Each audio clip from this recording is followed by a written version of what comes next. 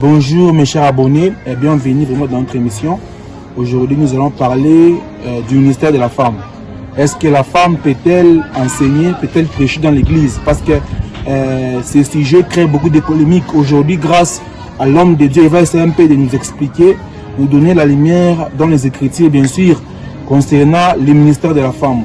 Est-ce que la femme peut-elle enseigner, prêcher? Papa Élisée, vous avez la parole. Shalom, shalom, peuple de Dieu, nous vous saluons dans le nom de notre Seigneur Jésus-Christ. Par rapport à cette question qui pose plus de polémiques ainsi que des débats sur les réseaux sociaux, ça et là, et les gens se posent la question, est-ce que la femme peut-elle enseigner, est-ce que la femme peut-elle prêcher? Alors, nous allons lire la parole du Seigneur, question de nous orienter pour que tous nous soyons éclairés. Et nous ouvrons nos livres et nos Bibles et puis nous lisons 1 Timothée chapitre 2, le verset 12 à 15. Nous lisons au nom de Jésus-Christ. Paul dit, ou la lettre adressée à Timothée, il dit, je ne permets pas à la femme d'enseigner, ni de prendre de l'autorité sur l'homme, mais elle doit demeurer dans le silence. Pourquoi est-ce que Paul interdit à cette femme? Il répond au verset 13, il dit, car Adam a été formé le premier et Ève ensuite. Et il continue, il dit, ce n'est pas Adam qui a été séduit, c'est la femme qui a été séduite, s'est rendue coupable de ses transgressions. Mais j'aime le verset 15 qui répond à cette question. Il dit au verset 15, la femme sera néanmoins sauvée en devenant mère, si elle persévère avec modestie dans la foi, dans la charité et dans la sainteté. Alors déjà, dans ce contexte, lui-même il répond, il dit, est-ce que la femme peut-elle prêcher? Il dit, elle ne peut pas prêcher. Pourquoi? Puisque c'est la femme qui a été séduite, l'homme a été créé en premier et puis la femme ensuite. Mais il donne une condition, une supposition qui répond à cette question qui pose plus de polémiques. Il dit, la femme, elle sera néanmoins sauvée en devenant mère.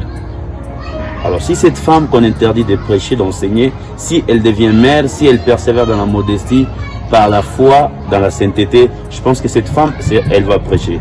Rappelez-vous l'histoire de Jésus-Christ avec la femme samaritaine. Jésus lui parle et cette femme, elle était la première à annoncer la bonne nouvelle en Samarie. Pourquoi? Puisqu'elle a rencontré l'homme de Jésus qui lui a parlé.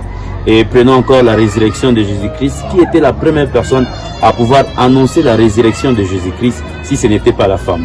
Alors, à ce que la Bible nous éclaire, à ce que la parole de Dieu nous oriente, la femme, elle va prêcher si elle devient mère, si elle persévère dans la modestie, dans la charité et dans la sainteté.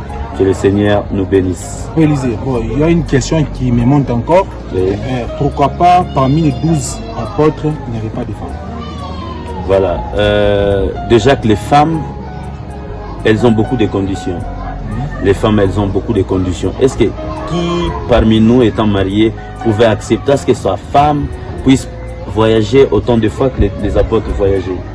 Déjà, ça allait être difficile pour le mari, question d'accorder du temps à leur femme. Voilà pourquoi Jésus s'est méfié et il a plus pris des hommes, puisque les hommes ne sont pas exigeants, les hommes n'ont pas assez de caprices, les hommes, ils ont un esprit facile et simple à pouvoir s'adapter. Mais tandis que les femmes, ça pose un petit souci, voilà pourquoi il s'est méfié de prendre. Mais n'oubliez pas, parmi les disciples, il y avait aussi des femmes. Il y avait aussi des femmes. Mais c'est à ce qui concerne le ministère apostolique demande à ce qu'il y ait des gens permanents, aptes, capables d'affronter la vérité, ça et là. Peut-être Dieu peut vous conférer une mission, vous allez en brousse, est-ce que la femme peut-elle s'y porter? Je ne pense pas. Dieu peut vous conférer une mission, peut-être pendant une année, vous dit, vous devez quitter d'une ville à une autre, d'une province à une autre. Est-ce que la femme, son mari, pourra-t-il accepter à cette femme, peu importe l'appel qu'il a reçu de Dieu, est-ce que son homme ou son mari pourra-t-il accepter? Vous voyez un peu, donc c'est l'idée que nous optons ou c'est un avis que nous essayons d'analyser par rapport au choix que Jésus a porté sur ces 12 apôtres. Ok, papa Élisée, qu'est-ce que vous pouvez dire aux serviteurs, soit aux gens qui lisent la Bible, ils disent que la femme ne doit pas prêcher, ne doit pas enseigner? Quels sont les conseils que vous pouvez leur donner? Alors, ce que je vais conseiller plus aux hommes de Dieu, lisez la parole. Lisez la Bible pas comme un roman, pas comme un livre de mathématiques, mais lisez la Bible avec attention, puisque c'est dans la Bible où il y a des réponses et des questions qui nous est réservées dans la Bible. Et quand on la lit mal, vous allez vous rendre compte que on aura fait abstraction à certains points qui sont importants. La plupart lisent toujours le verset 12. Je ne permets pas à la femme d'enseigner, mais cependant qui ne conclut pas au verset 15. Puisqu'au verset 15, je donne un exemple. C'est comme dans une école et il y a un règlement d'ordre intérieur. Qu'on dit toute personne ou tout élève qui arrivera en retard, il sera puni. Mais néanmoins, celui qui va amener une justification, il sera exempté. C'est ce que Paul dit dans le verset 15. La femme sera néanmoins sauvée en devenant. Si cette femme qui remplit ces critères auxquels Paul a énumérés, je pense que cette femme va prêcher. Voilà pourquoi, hommes de Dieu, lisons la parole et communiquons-la en toute honnêteté et sérénité. Je pense que le Seigneur va nous aider à pouvoir orienter plusieurs personnes qui sont ou qui font ce genre de confusion. Quelle la morale pouvez-vous donner aux femmes, à la femme qui a été marginalisée autrefois en disant qu'elle ne doit pas exercer ce ministère? Que les mots d'encouragement, soit les exhortations que pouvez-vous les donner, qu'elles puissent aussi s'élever pour prêcher, pour parler de la parole du Seigneur?